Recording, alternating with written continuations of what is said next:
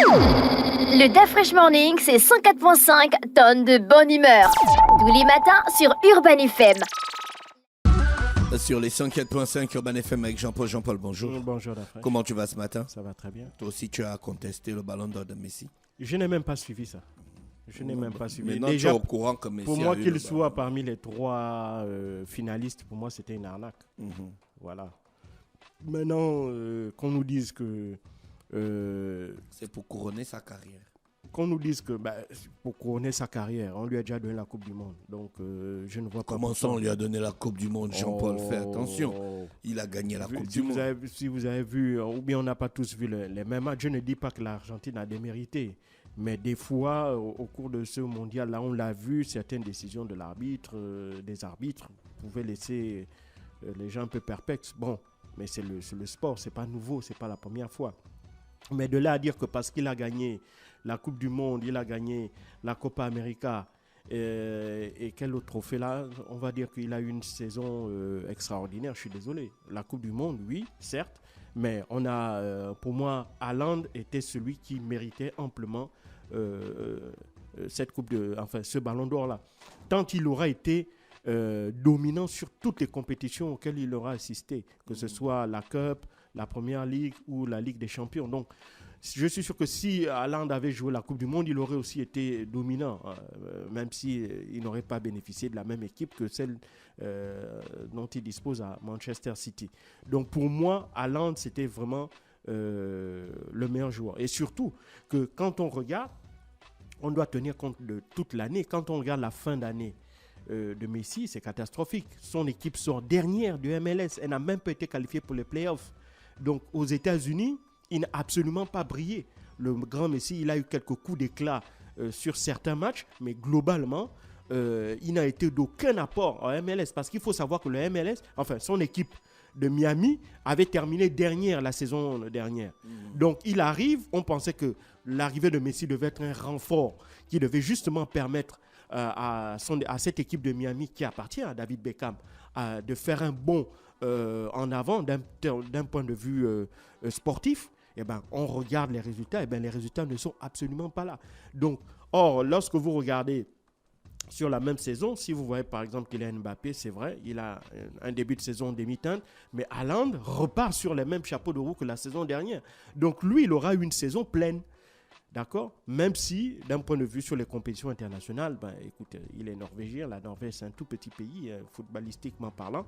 Mais le ballon d'or n'est pas là pour récompenser les équipes. Elle est là pour récompenser des individualités. Donc, à ce titre-là, je pense que Messi n'aurait pas mérité son 8e ballon d'or. L'actualité internationale nous emmène où? Au Soudan.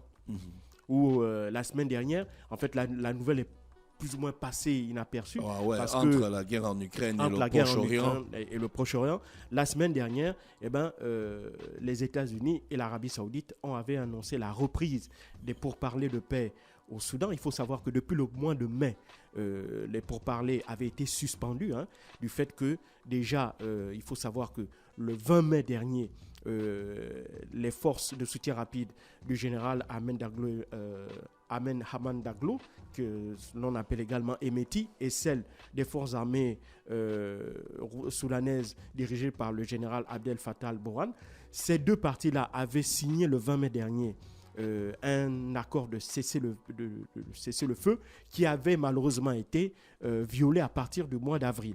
Et donc, malgré cette énième violation en avril dernier qui avait fait que, à partir du mois de juin, les deux parties avaient suspendu les discussions. Pourquoi? Parce que chacune des parties avait décidé de se lancer dans une espèce de guerre d'usure pour avoir un maximum de positions sur le terrain qui devait leur permettre d'être en position dominante ou en position de force pour d'éventuelles discussions. C'est la raison pour laquelle on a assisté durant ces 3 derniers mois à des combats acharnés, notamment dans la région du Darfour, notamment le Darfour Nord. La ville de Niala, qui est la capitale du Darfour Nord et qui est la deuxième ville du Soudan, a connu d'intenses combats ces dernières semaines. Et notamment les forces de soutien rapide du général Hemeti ont annoncé qu'elles avaient chassé les positions de l'armée régulière aux alentours de la ville de Niala, et donc elles avaient donc renforcé leur position dans cette région-là.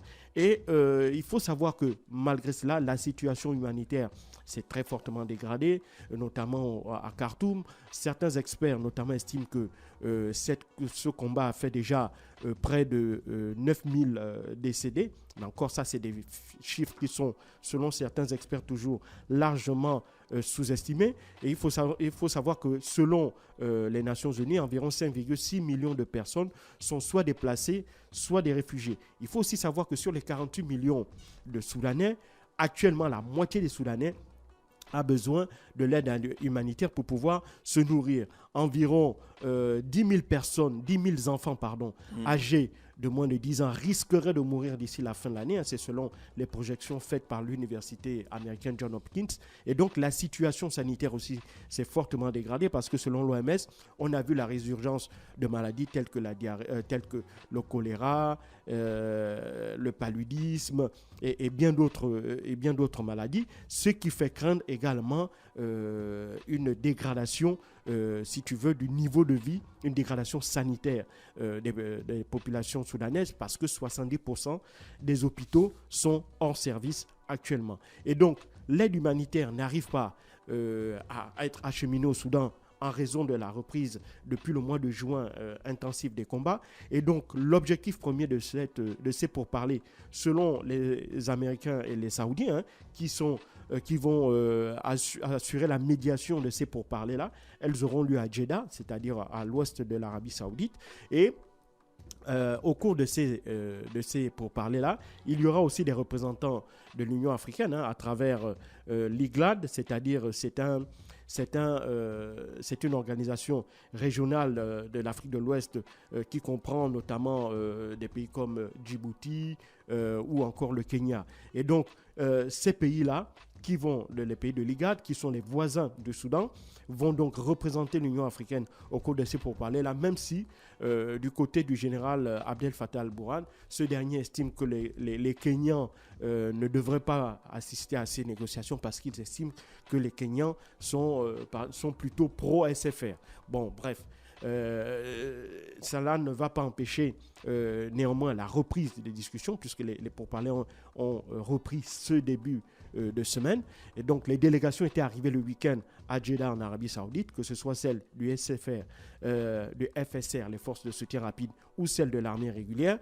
Maintenant, reste à voir si celles-ci vont aboutir rapidement à un cessez-le-feu parce que c'est la condition, c'est l'objectif premier que se sont fixés les Américains et les Saoudiens. D'abord, permettre d'obtenir un arrêt des hostilités. Maintenant, pour quelle période? Est-ce que c'est une période suffisamment longue pour permettre un maximum d'aide humanitaire d'être acheminée dans le pays? Rien n'est moins sûr, tant les tensions sont encore très vives sur le terrain. Néanmoins, l'objectif affiché par les Saoudiens et les Américains, c'est déjà d'obtenir un cessez-le-feu, de permettre la mise en place d'un couloir humanitaire qui va permettre d'acheminer rapidement l'aide aux populations, parce qu'il faut savoir que les populations soudanaises sont véritablement abandonnées à elles-mêmes et elles font face à de très graves risques. Et puis la deuxième chose, c'est aussi du point de vue des Nations Unies, donc de l'ONU, d'appeler à les pays donateurs à accroître leur aide, notamment au Soudan, parce qu'il faut savoir que, comme je l'ai dit, la moitié des 48 millions des Soudanais ont besoin de d'aide alimentaire pour pouvoir se nourrir.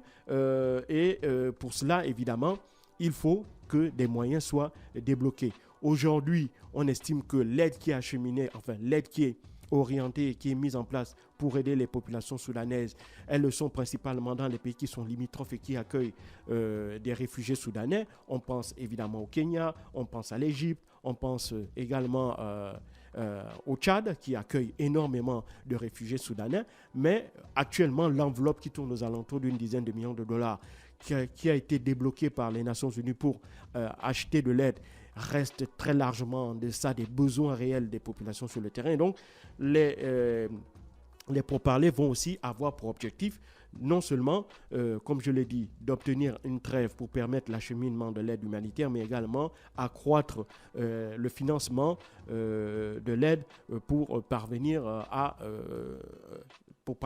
à fournir suffisamment de médicaments et de nourriture aux populations civiles soudanaises qui en ont véritablement besoin. Donc, on attend, évidemment, les populations et surtout les observateurs de la région sont particulièrement regardants. L'objectif aussi, ça aussi j'ai failli oublier, de ces pourparlers là, c'est d'abord, on obtient un cessez-le-feu entre les deux parties, mais aussi, on veut les Américains et les Saoudiens veulent un retour en réalité du pouvoir vers les civils, parce qu'il ne faut pas oublier qu'en 2019, lorsqu'il y avait une insurrection qui avait abouti au départ de Mohamed El-Béchir, l'ancien homme fort du Soudan, c'était un gouvernement d'union nationale constitué à parité de civils et de militaires qui avait assuré la gestion du pays.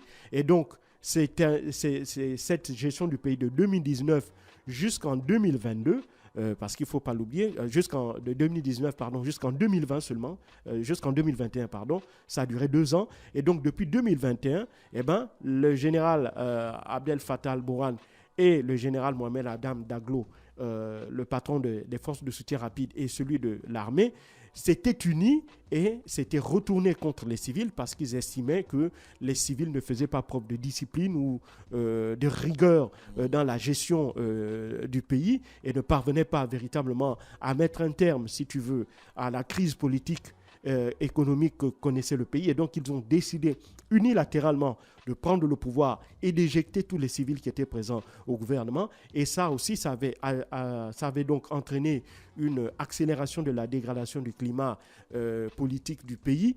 Et par la suite, malheureusement, des tensions avaient commencé à naître entre les agents, enfin les représentants de l'armée régulière et celles de forces de soutien rapide qui se sont accusés mutuellement de vouloir mettre un terme à la présence de l'autre. Et donc ça avait entraîné par la suite la reprise des combats que l'on avait pu observer à partir de décembre de l'année dernière.